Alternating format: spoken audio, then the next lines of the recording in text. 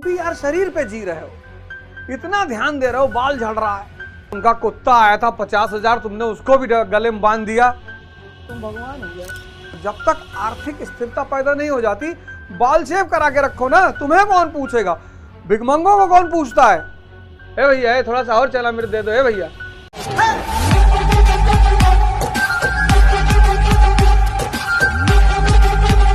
95% लोग शरीर के स्थल पर ही जीवन भर जीते हैं और मर जाते हैं। 95% लोग बस शरीर के स्तर पे जीते हैं। शरीर सुंदर रहे, शरीर स्वस्थ रहे, अच्छी बात है। शरीर पे खूब महंगे महंगे कपड़े रहे, अच्छी बात है। लेकिन सिर्फ शरीर के थोड़ा सा आगे आप बढ़ेंगे तो आपको मन दिखाई पड़ेगा, बड़बड़ाता, बकबकाता, विचार दे दिया। आप आईएएस की तैयारी कर रहे, विचार दे दिया कि नहीं होगा तुम्हारा। वो देखो फलाने का 6 अटेम्प्ट में नहीं हुआ, वो देखो इनका नहीं हुआ, वो देखो इनका नहीं हुआ, वो इसका नहीं हुआ। और आपके चेन रिएक्शन बनती चली जा रही। आपके चेहरे पर कालीपन, निराशा, हताशा देता है। अगर मन पॉजिटिव है तो बोलेगा अबे नहीं हुआ तो कोई बात नहीं, एंटरप्रेन्योर हो जाएंगे, राजनीति करेंगे, ये जीवन थोड़ी खत्म हो जाएगा। जीना तो है उसी का जिसने ये राज जाना, और है काम आदमी का औरों के काम आना। ये जो गाने थे ना पुराने, ये सब दर्शन थे। हमने पत्थर से जिसको बनाया सनम, वो खुदा हो गए देखते देख। इस एक लाइन में इतना बड़ा राज छिपा हुआ है। हमने पत्थर से जिसको बनाया सनम, वो खुदा हो गए देखते देख। इस्लाम ने क्या किया? मुसलमानों की बात मैं नहीं कर रहा हूं, मुसलमानों की बात मैं कर ही नहीं रहा हूं। इस्लाम ने ये, इसीलिए इस्लाम ने क्या किया, जो बात तुलसीदास जी कहते ना, सुनो उमा ते लोग अभागी, हरि त्याग भय विषय अनुरागी, वही बात इस्लाम कहता है। कहता है जिना हराम है, शराब हराम है। इस्लाम कहता है कि जो भी तुम बाहर जो मजा ले रहे हो वो सब हराम है, क्योंकि अल्लाह तो कल्ब में बैठा हुआ है ना। तुम भी यार शरीर पे जी रहे हो, इतना ध्यान दे रहे हो, बाल झड़ रहा है। मतलब 19 साल की उम्र में तुम बाल झड़ने की दवाई, 20 साल की उम्र में बाल झड़ने के लेकर परेशान हो, बाल झड़ रहा है, झड़ जाना, पेरिस चले जाना, ट्रांसप्लांट कराने, यहां तक बाल रखाना बाद में। जो चीजें दोबारा आ सकती है उन पे क्या चिंता करना। और जब तक आर्थिक स्थिरता पैदा नहीं हो जाती, बाल शेव करा के रखो ना, तुम्हें कौन पूछेगा? भिखमंगों को कौन पूछता है? भिखमंगों को कौन पूछता है? जब तक इकोनॉमिक स्टेबिलिटी नहीं बन जाती, आर्थिक स्थिरता नहीं बन जाती, बढ़िया साबुन ले लो 20-25 रुपए का, उसी से नहाओ धो, बढ़िया फर्स्ट क्लास तेल रख लो, नहाओ डेली, 2 टाइम नहाओ पानी, लेकिन पानी की बचत देखते हुए। जिसकी आर्थिक स्थिरता नहीं है, जो प्रसाद नहीं बांट सकता, वो भगवान कैसे हो सकता है? जो प्रसाद दे सकता है बस वही भगवान हो सकता है। तुम्हारी आर्थिक स्थिरता है ही नहीं, खुद ही चना मृत मांग रहे हो बाहर घूम के। ए भैया थोड़ा सा और चना मृत दे दो, ए भैया। और जीवन का भोग करने जा रहे हो।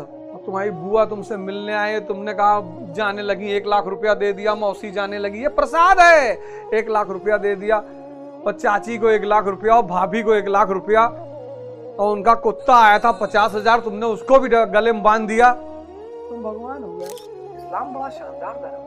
मुसलमानों को मैं क्या कहूं, अभी उल्टा सीधा बोल दूंगा, फिर ये पिनपिनाएंगे, आरएसएस का आदमी है।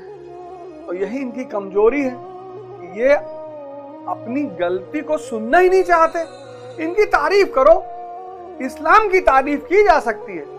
बांग्लादेश में जो कांड हुआ, चला जहां मुसलमान रहे वहां लड़के, औरतें, बच्चे सुरक्षित ना रहे, तब वो मुसलमान नहीं है, तब फिर कोई और है। वो जिनके पास ईमान है, वहां जो लोग रहे, वहां लड़के, बच्चे, स्त्रियां, सन्यासी या असुरक्षित रहे, असंभव।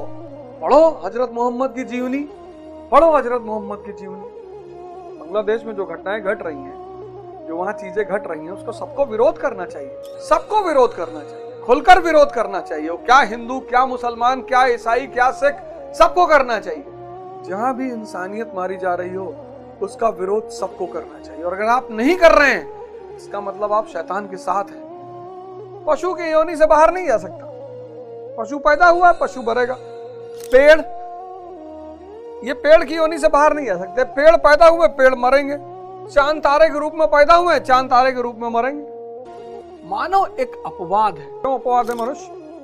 मनुष्य अपवाद इसलिए है, और मैं इसका व्यक्तिगत एग्जाम्पल हूं। व्यक्तिगत, ये मानव के रूप में पैदा हुआ है, मानव के रूप में मर सकता है, शैतान के रूप में मर सकता है, लेकिन जिस दिन ये भगवान बना उसके बाद ये नहीं मर सकता। जिस दिन ये भगवान बना उसके बाद नहीं मर सकता। हम भी आप तो बहुत अच्छी स्थिति में है बाबूजी, आप तो बहुत अच्छी स्थिति में है, बहुत अच्छी। हमारी स्थिति तो आजकल भिखमंगे डिमांड कर रहे हैं, हमको कोई सम्मान नहीं दे रहा, हमको कोई प्रेम नहीं कर रहा है। क्यों करे? पागल है? तुम खुद नहीं करते किसी को, कोई तुमको क्यों करे? प्रसाद बांटने की स्थिति में आओ, तपस्या करो, साधना करो। इस्लाम, क्या मैसेज है इस्लाम का? मुसलमान इसको समझा ही नहीं पाता। यही बात तुलसीदास जी कहते हैं, सुनहु उमा ते लोग अभागी, हरि त्याग भय विषय अनुरागी। कहता जो भी सुख तुम बाहर ढूंढ रहे हो वो हराम है। बाहर जो भी तुम ढूंढ रहे हो वो हराम है। जिना हराम है, नशा हराम है, शराब हराम है, संगीत हराम है। क्यों? क्यों हराम है? क्योंकि ये तुम्हें अंदर से काट रहा है, बाहर ले जा रहा है। और तुम्हारा मालिक कहां बैठा? कल्ब में। अर्शुल ताला कल्बे मोमिन। यही बात गीता कह रही है 2 अध्याय के 14वें श्लोक में। तो इसका मतलब हम लोग संसार छोड़ दें, हिमालय चले जाएं, समंदर में डूब जाएं? नहीं बाबूजी। हमारे मित्र अभी जब ये सब बवंडर आंधी चल रही थी तो बोले यार बड़ा तुम्हारा बदनामी हो रहा है। मेरा हो चुका, अब कुछ नहीं हो सकता, खत्म। जितना होना था सब हो चुका, उसको मैं पता नहीं कहां छोड़ आया हूं। अब कौन बदनामी करेगा यार? आप भी अपना जीवन बदलिए। इस समाज, परिवार, देश, पूरा विश्व, क्योंकि सूत्र यहीं पर है, फॉर्मूला यहीं पर है, कहानी यहीं से निकलेगी। रात में हाथ मुंह धुलिए, माता पिता का पैर परमानेंट छुइए। 1 महीने बाद मुझे बताइएगा क्या भावनात्मक परिवर्तन हुआ। 1 महीने बाद नहीं है तो उनको फोन करिए।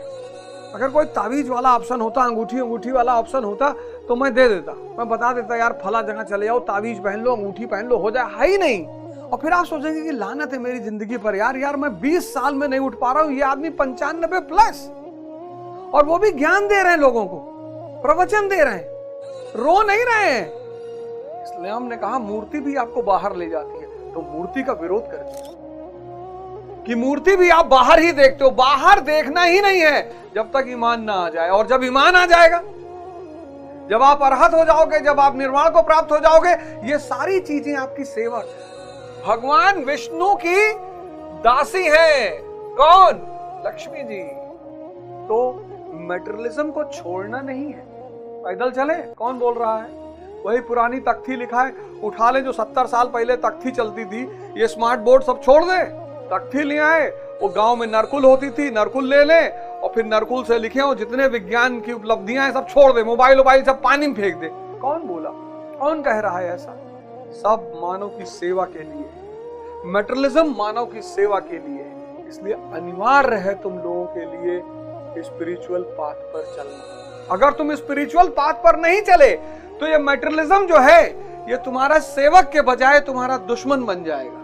कभी हमारे शहर गोंडा आइए, कुछ लोगों से जो पुराने लोग हमारे साथ के, उनसे मिलिए, उनसे बातचीत करिए। कहते हैं भैया पता है नहीं भैया कहा होगा। हमारे एक मित्र हैं सुरेंद्र मोहन मिश्रा, ठेकेदार हैं, गोंडा से हैं, बहुत अच्छे इंसान है बेचारे। तो जब पहली बार वो हमको भारत समाचार के चैनल पे देखे, कहीं भैया कोने पीपरे पेड़ के नीचे बैठ के तपस्या की, हम बताए दो, हम चला जाई कैली। वो आदमी नहीं मान सकता, उसको मानना भी नहीं चाहिए। आप लोगों ने तो नहीं देखा ना, तो सुनते हो तो फीलिंग नहीं आती होगी। जिसने देखा को देखा है वो कैसे मान ले हीरे को देखने के बाद इसी कोयला ये हीरा बना होगा?